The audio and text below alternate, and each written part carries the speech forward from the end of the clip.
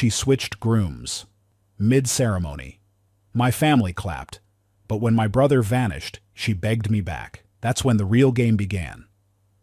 I stood at the altar in Ravenwood Estate, adjusting my cufflinks for the 5th time in as many minutes. The towering cathedral ceilings of this European-style mansion loomed above me, reminding me of just how small I felt, despite this supposedly being my day.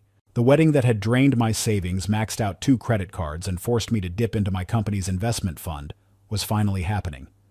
Not that I had much say in the matter. A Miller wedding must be extraordinary. My mother had insisted when I showed her the modest venue I'd originally chosen.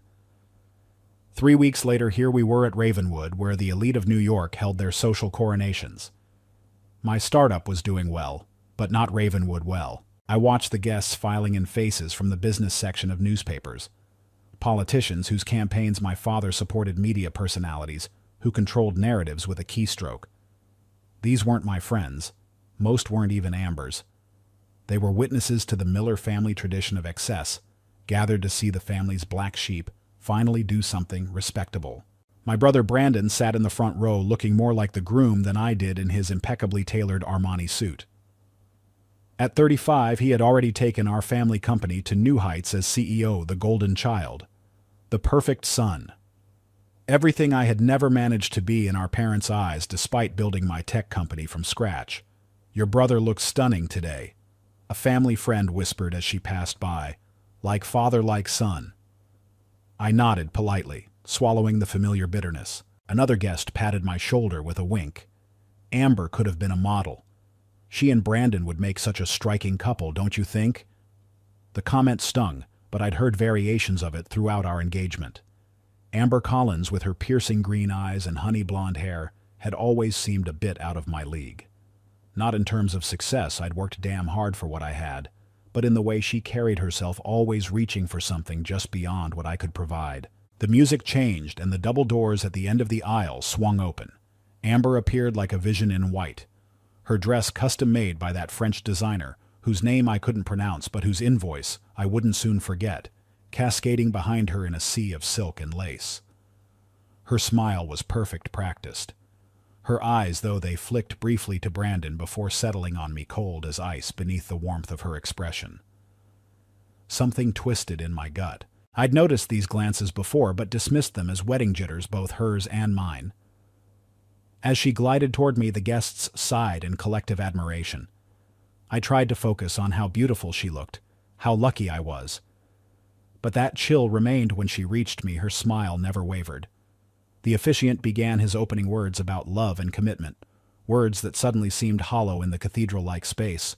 Then Amber leaned close, her perfume enveloping me as she whispered in my ear, "Transfer your full monthly salary to me, $7,490.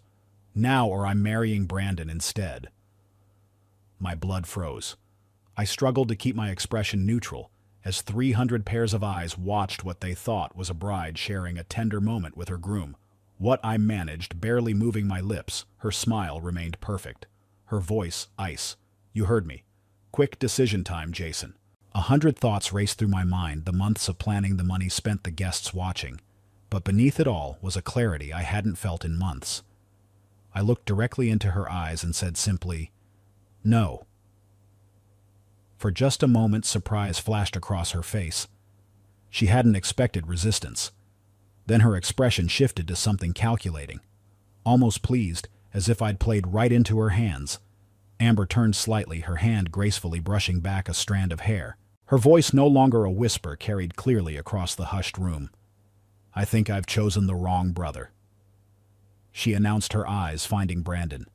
"Brandon, you're the one I should be marrying." The silence was absolute.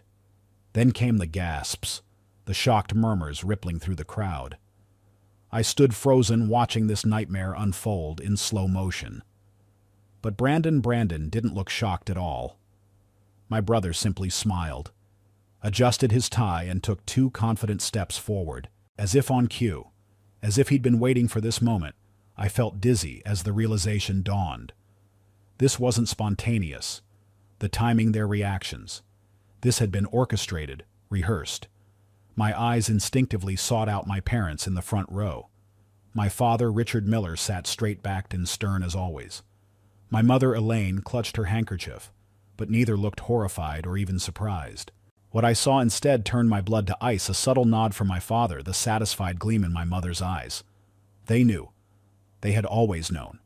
This wasn't just Amber's betrayal or Brandon's coup. This was my family's final verdict on my worth.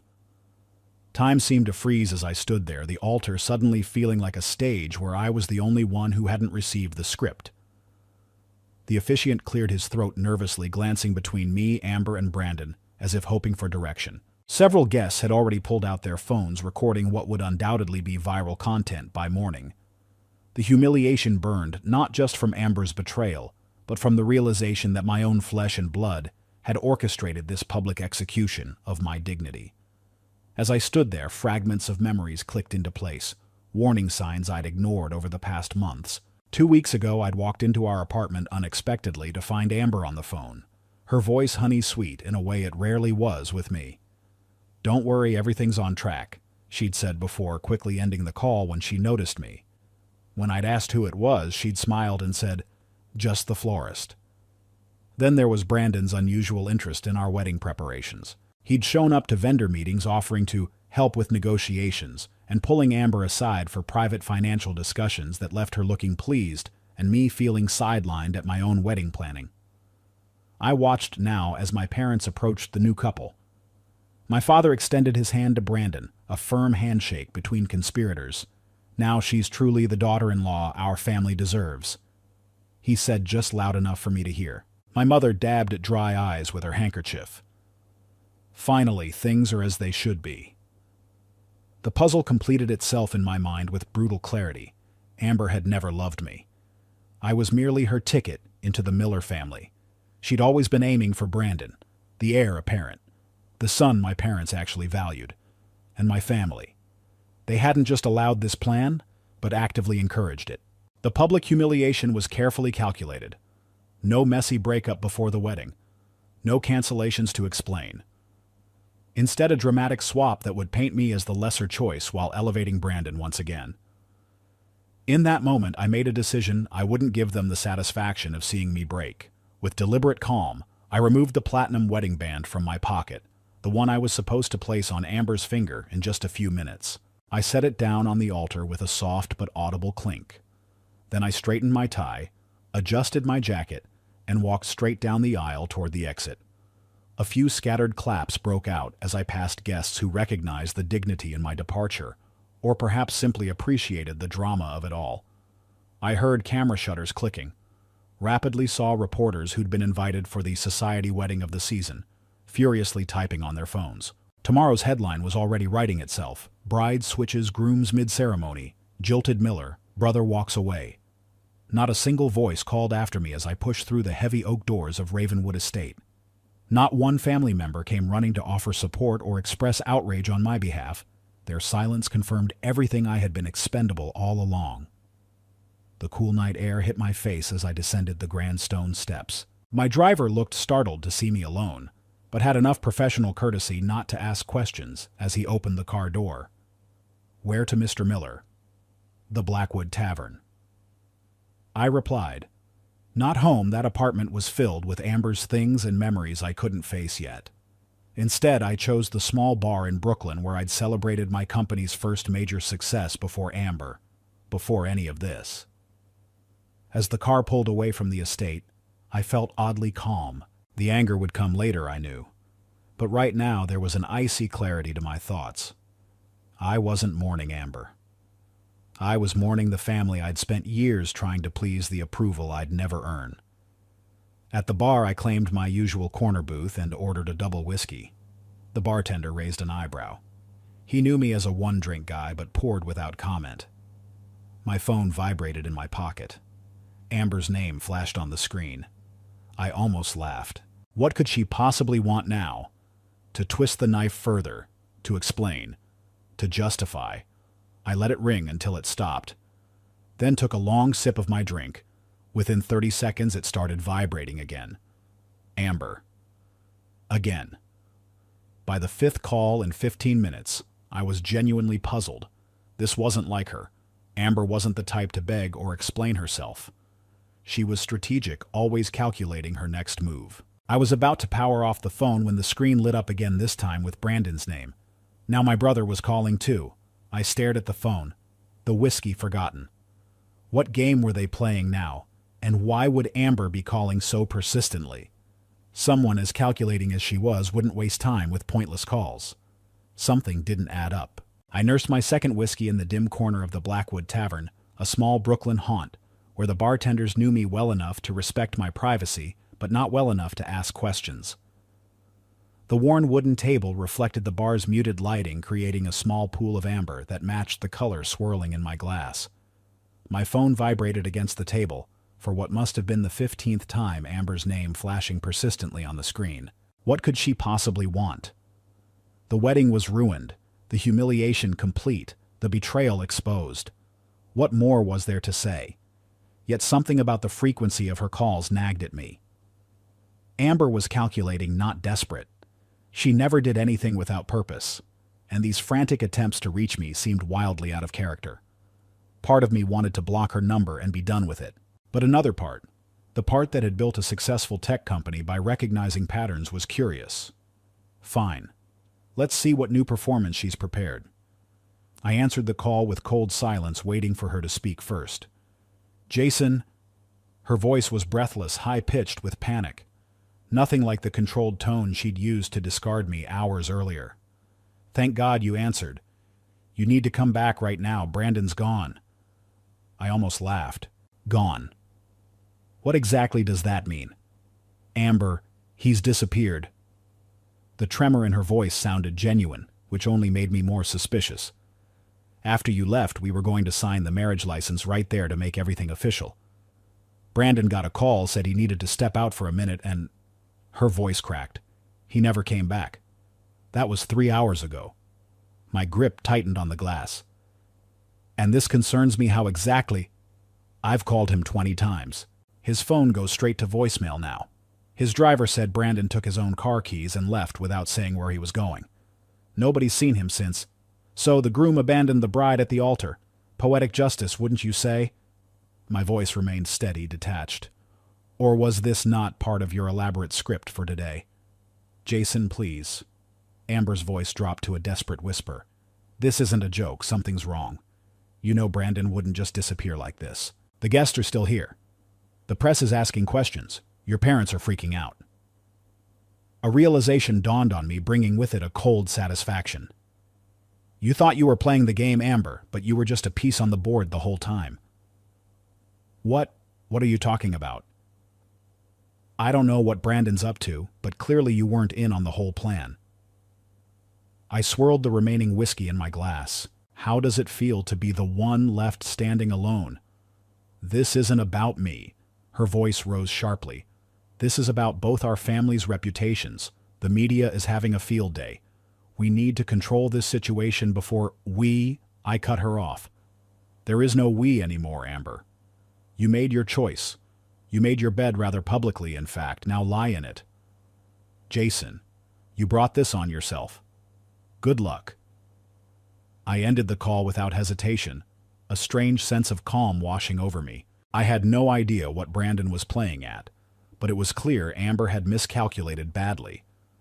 She'd been so focused on trading up from one brother to another that she'd never questioned whether she was more than a pawn in whatever game Brandon was really playing. My phone lit up again almost immediately. Brandon's name appeared on the screen. I hesitated. Part of me wanted to ignore him completely, but curiosity won out. What victory lap was he planning to take? Hello, Brandon. Little brother. His voice was relaxed, almost jovial, so different from Amber's panic. You missed the real party. Did I sound like you did too, considering you've apparently vanished? He laughed, the sound sharp and cold. That was just the encore. Did your bride-to-be call you, begging for help? I bet she did. What's your endgame here, Brandon? I kept my voice level, despite the anger simmering beneath. It was just a bit of fun, really. A friendly wager to see if I could pull it off. His tone was casual, as if we were discussing a golf score. Amber was so easy to manipulate. All those hints about how she could do better. how she deserved to be with someone at the top of the family business. She actually thought she could tie me down with marriage. He chuckled. I just wanted to see your face when she humiliated you in front of everyone we know. The cold calculation of it all struck me. This wasn't just about humiliating me. This was entertainment for him. A game where everyone, including Amber and our parents, were just pieces. He moved around for his amusement. So what now?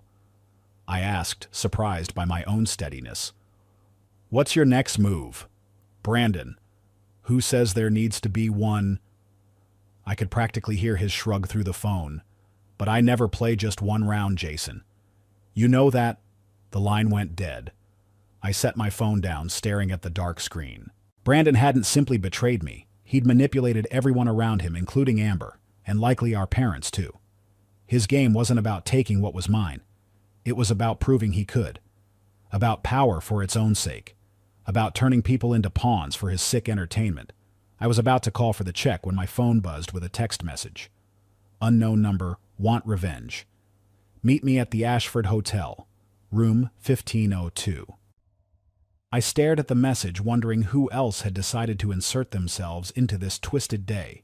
Was this another of Brandon's traps? Or was someone else playing a game of their own? The Ashford Hotel stood discreetly among Manhattan's luxury establishments, the kind of place where privacy came at a premium and staff were paid handsomely to forget the faces they saw. No paparazzi lingered here. The wealthy valued this sanctuary for its ability to keep secrets. I hesitated outside room 1502, mentally reviewing my options. This could be another trap. After the day I'd had, walking into an unknown situation seemed foolish. But whoever sent that text knew things about me, about Brandon, about revenge. I knocked. The door opened to reveal a woman I'd never seen before. Tall, with dark hair pulled into a severe knot. She wore a charcoal pencil skirt and cream silk blouse that screamed corporate power. But it was her eyes that caught my attention. Sharp, intelligent, and burning with barely contained fury. Jason Miller. She stated rather than asked, "Come in." The suite was immaculate, showing no signs of personal habitation except for a leather portfolio on the glass coffee table and a half-empty glass of red wine. Victoria Hayes. She introduced herself, gesturing to a chair opposite hers. "I'm sure you have questions." "About 1,000. I replied, remaining standing. "Starting with how you got my number and why I should trust someone who texts cryptic invitations to strangers." A cold smile flickered across her face. "I'm not a stranger to your situation. I'm Brandon's fiancée." The statement hit me like a physical blow. "His what?" "Secret fiancée," she clarified. "For 2 years now, I was a senior attorney at Rothman Financial until recently. That's where I met him." She took a measured sip of wine. "And before you ask, yes, I know about today's wedding fiasco. I helped orchestrate it." I turned to leave, disgusted, but her next words stopped me. I didn't know he was going to abandon Amber too. That wasn't part of our plan. I slowly turned back. "Your plan?" Victoria's composure cracked slightly. "I discovered Brandon's affair with Amber 6 months ago. Hotel receipts, jewelry purchases, flight itineraries for 2 to Aspen, when he told me he was at business conferences." Her fingers tightened around the wine glass. At first I thought she was just another fling. Then I realized it was worse. She was a pawn in his bigger game, and so was I. "And what game is that exactly?" I asked, finally taking the seat across from her. "Control, money, power." Victoria leaned forward. "Brandon and Amber were involved before you even met her. He purposely maneuvered her toward you, coached her on how to attract you, all while maintaining their affair." My stomach twisted. "You're saying my entire relationship was engineered by my brother? Your engagement wasn't just about humiliating you, Jason. It was about positioning Brandon needed Amber connected to your family legally, but he never intended to marry her himself." Victoria opened her portfolio, revealing a stack of documents. "Your wedding was just Act 1. The main event is still coming." She slid a document toward me, a draft contract between Miller Group and Hawthorne Capital. With Brandon's name prominently featured, Amber's family owns significant shares in Hawthorne. Victoria explained Brandon has been leveraging his relationship with her to secure a deal worth hundreds of millions. But he needed legitimacy. He needed her to be a Miller. And after today's spectacle, he gets to be the chosen, Miller. I concluded the pieces falling into place. Victoria nodded. If this deal goes through, Brandon will control not just the Miller fortune, but gain significant influence over Hawthorne as well. Why are you telling me this? I asked, studying her face for deception. If you helped plan today, why turn on him now? Because I was supposed to be Mrs. Brandon Miller next spring. Her voice was steel wrapped in silk. I've spent 2 years facilitating his business connections, providing legal counsel, even putting my name on shell companies for his more questionable ventures, all for promises of marriage and partnership. She smiled bitterly. Sound familiar? It did. We were both pawns who had outlived our usefulness. Brandon doesn't just discard people, Jason. He destroys them first. Victoria pulled out more documents, emails, contracts, financial statements. I have evidence of insider trading under his direction. False contracts. He had me create emails discussing money laundering through offshore accounts. I stared at the evidence of my brother's corruption. And you're proposing what exactly? An alliance. I have the legal documents, recordings, and financial trails. You have insider knowledge of Miller Group and family connections. Together we can dismantle everything he's built. I hesitated. How do I know you're not playing me too? This could be another one of Brandon's traps. It could be, she acknowledged. But ask yourself this. What do you have to lose now? Your dignity. Your family. They took that today. Your company. Brandon's already positioned to absorb it once Hawthorne's resources are at his disposal. She was right. The calculated humiliation I'd experienced was likely just the beginning of Brandon's plan to remove me entirely. What's your proposal? I finally asked. Total warfare. Victoria replied without hesitation. We expose the fraud, tank the Hawthorne deal, and make sure Brandon, Amber, and anyone who helped them face both legal and social consequences. Her eyes locked with mine. No mercy, no hesitation. Are you in? I thought about the family that had betrayed me, the woman who had used me, the brother who had orchestrated my public humiliation for sport. The decision wasn't difficult. I'm in. As I got up to leave, Victoria caught my arm, her expression suddenly grave. You think Brandon only betrayed us, don't you? He's buried more secrets than you can imagine, Jason. And once we start digging, her grip tightened fractionally. Either you survive or you lose everything. In that moment, I knew there was no turning back. The game had changed, and this time I intended to win Victoria, and I met in her downtown apartment the following morning, spreading documents across her dining table, like generals planning a military campaign. She'd brought in 2 secure laptops, multiple burner phones, and a stack of files that documented Brandon's years of deception. We need a name for this operation, Victoria said, sliding a fresh cup of coffee toward me. Checkmate, I replied without hesitation, because when we're done, Brandon won't have a single move left. She smiled, cold and precise. Perfect. Our objective isn't just to bring Brandon down, it's to dismantle everything he values. Reputation, wealth, freedom, and most importantly, his sense of control. We outlined a 3-phase plan targeting every aspect of Brandon's life with surgical precision. Phase 1 began with Victoria contacting Daniel Cross, an investigative journalist notorious for his ruthless exposés of New York's elite. Once a rising star at the New York Times, he now ran an independent digital publication that specialized in revealing the uglier truths behind society's gleaming facades. Daniel owes me, Victoria explained. I helped his sister avoid prison in a pharmaceutical lawsuit 2 years ago. He's been waiting for something juicy enough to warrant the favor. 3 days later, Cross published an explosive article titled Wedding of the Century or Miller Family Fraud. The piece featured carefully selected evidence emails between Brandon and Amber, dating back before my engagement photos of them together when she was supposedly on business trips, and most damaging excerpts from the falsified prenuptial agreement Brandon had drafted to present to Hawthorne Capital. The article went viral within hours. Entertainment news shows picked it up by noon. By evening, Amber's face was splashed across social media with hashtags like "Fuar Gold Digger Gone" and "Bride Betrayal Bombshell." Brandon was dubbed the Puppet Master and Wall Street's romantic predator. What had started as society page gossip transformed into a full-blown scandal dissected by financial analysts, questioning the ethics of the Miller Group's leadership. Phase 2 targeted Brandon's crown jewel, the Hawthorne Capital deal.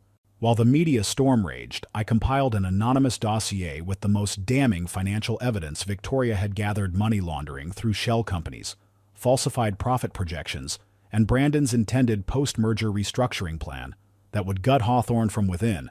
I sent the package directly to each Hawthorne board member. Simultaneously, Victoria activated contacts at the FBI's Financial Crimes Division, providing them a roadmap to Brandon's offshore accounts and tax evasion schemes.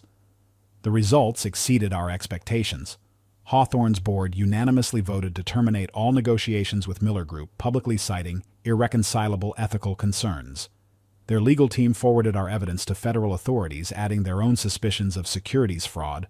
The FBI launched a formal investigation, freezing several of Brandon's personal accounts pending review. For Phase 3, I used my still-active network credentials to access the Miller Group's internal servers. My years of being underestimated meant no one had bothered to revoke my high-level access. I extracted records showing my father had personally approved questionable investments in overseas ventures with known ties to sanctioned entities. These I leaked to both the SEC and the financial press. The company's stock plummeted 28% in a single trading day. Partner firms began publicly distancing themselves. The board called an emergency meeting where my father faced a no-confidence vote. Amber, desperate to salvage her reputation, called a press conference positioning herself as another victim of Brandon's manipulations. She tearfully claimed to have been emotionally abused and coerced into participating in his schemes. "I never wanted to hurt Jason," she declared to the cameras. "Brandon threatened to ruin my family financially if I didn't cooperate." Victoria had anticipated this move. The next morning, every major news outlet received an audio recording of Amber and Brandon discussing their plan. Amber's voice was crystal clear. "Jason is such a fool. Does he really think someone like me would choose him when I could have you? His money is nothing compared to what we'll control once this is done." Sponsors dropped her modeling contracts overnight. 3 lawsuits from investors in her boutique fashion line were filed by week's end, claiming her association had damaged their brand value. Meanwhile, Brandon's world collapsed spectacularly. The FBI arrested him at JFK Airport as he attempted to board a private flight to a non-extradition country. Despite the handcuffs, he maintained his arrogant smirk for the cameras, confident his connections and legal team would extricate him. They didn't. The evidence was too comprehensive, his betrayals too numerous. Former allies abandoned him, unwilling to be caught in his toxic orbit. Victoria and I attended his first court appearance, sitting prominently in the front row. When Brandon was led in wearing an orange jumpsuit, his eyes locked onto mine with pure hatred. I simply smiled. "You said you always play multiple games, Brandon." I said, just loud enough for him to hear. "But you don't have any moves left this time." The fallout extended to my parents as well. My father resigned in disgrace from all positions. My mother suffered a nervous breakdown from the constant media siege of their Upper East Side home and checked into a private facility. Upstate family assets were frozen pending multiple investigations. The Miller name, once synonymous with old money prestige, now represented corruption and scandal in its purest form. As Victoria and I shared a celebratory drink on her balcony overlooking the city, I felt a strange emptiness beneath the victory. I'd destroyed my family's legacy, but they had destroyed my trust first. "It's almost over," I said, watching the sunset paint Manhattan's skyline gold. Victoria gave me a mysterious smile. "Not quite. I have one final gift for you, Jason. Something to ensure none of them can ever hold their heads up in society again." I raised an eyebrow. "What more could there possibly be?" "You'll see," she replied, her eyes gleaming with anticipation. "Trust me, you're going to love it." A week later, elegant invitations arrived at every major media outlet and financial institution in New York. Victoria had organized a special charity auction at the prestigious Rothman Gallery, benefiting victims of financial fraud. I was listed as the guest of honor. "Is this your final surprise?" I asked Victoria over the phone. "Trust me," she replied, "some victories need to be witnessed in person." The night of the auction, the gallery was packed with New York's elite, The same crowd that had witnessed my humiliation weeks earlier, now drawn by morbid curiosity and the scandal's unprecedented scale. Financial reporters mingled with social media influencers and executives who'd abandoned the Miller Group like rats from a sinking ship. Victoria took the stage in a stunning black gown, commanding the room with the confidence of someone who knew she held all the cards. "Tonight, we have only one item up for auction," she announced, her voice carrying through the hushed gallery. "I present to you the secret collection of Brandon Miller and Amber Collins, a comprehensive digital archive documenting their conspiracy, betrayal, and fraud."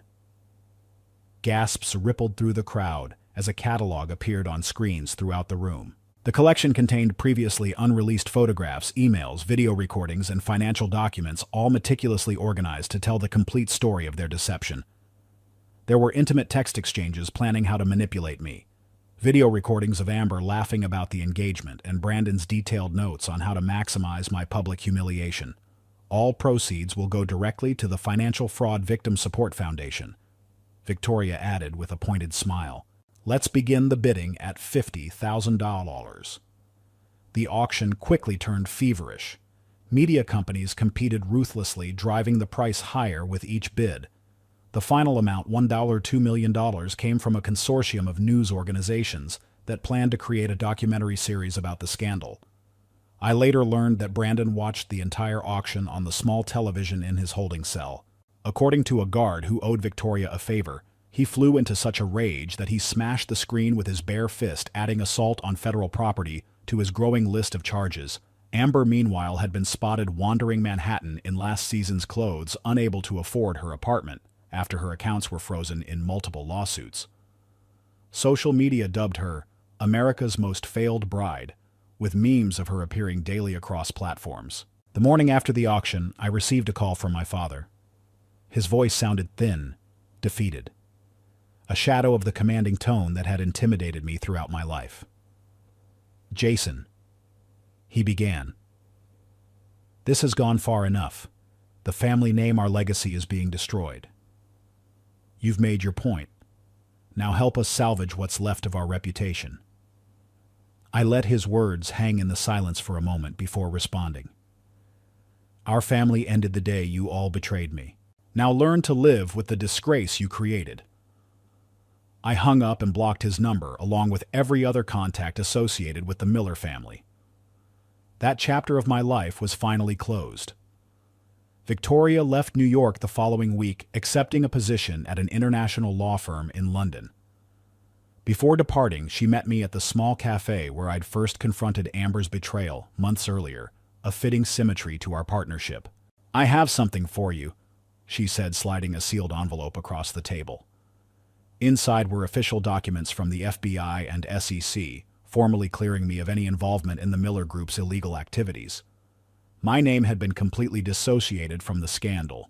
"You're the survivor, Jason," Victoria said, her usually sharp eyes softening slightly. "Live like it." We parted as allies who had served our mutual purpose. I never heard from her again, though I occasionally spotted her name attached to high-profile international cases. I rebuilt my life methodically. My tech company, rebranded without the Miller name, attracted new investors, impressed by my resilience and vision. I moved to a modest but stylish apartment in Brooklyn, far from my family's Upper East Side territory. 6 months after the auction, I met Claire at a tech conference, an environmental engineer with brilliant ideas and zero interest in social climbing. She knew my story. Everyone did, but saw past the scandal to the person I was becoming. For the first time in my life, I felt at peace. No desperate need to prove my worth to a family that would never value me. No pretense or performance to maintain. One evening, I stood on my balcony overlooking the Brooklyn skyline, glass of wine in hand. On the table beside me lay the latest edition of the Wall Street Journal, its headline declaring, "Brandon Miller sentenced to 25 years. Amber Collins files for bankruptcy." I smiled faintly, whispering to the night air, "Checkmate." Later, I turned off my phone, shutting out the world, as I stepped back inside my apartment. The door closed behind me, leaving all the ghosts of my past on the other side. I had no desire for further revenge or justice. The score had been settled. The game was over. I didn't need revenge anymore because I had won, and this time I was truly free.